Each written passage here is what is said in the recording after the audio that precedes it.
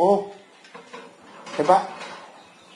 Sino ang maghahanap ng katotohanan? Dahil kahapon nandun si Toby Chanco, congressman, insider, corroborating his evidences and his statements with the statements of Diskaya.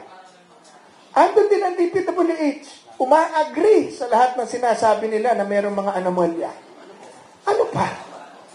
All we need to do right now, kaya po, sa akin, saan tayo pupunta?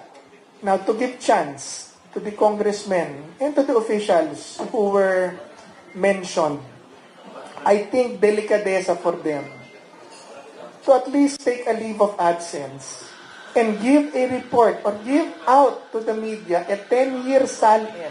10 taon salin nila, give it to the media para ma-examine natin and then sign a waiver of their bank accounts para mapatunayan lang natin na hindi talaga sila nagpayaman sa kanilang pwesto. And then legally ask the ombudsman to do an impartial probe on them.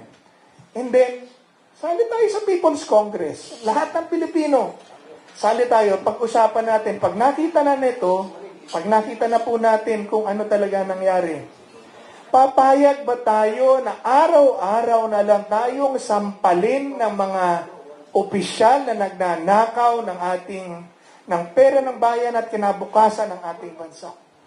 Sinasampal tayo araw-araw na nananatili sila dyan at nagtatago. Can you imagine what they did today? After the revelation of Diskaya, they now formed their own investigating committee, yung Infracom. Sila ang nasasakdal. Pero saan mo sila isasampay? Ito ko sabihin po, these are powers that we really have to work on reducing from government. Dahil this will not stop. Patay na tayo, ganito pa rin to pag hindi lang bago. Mga anak natin will inherit the same thing.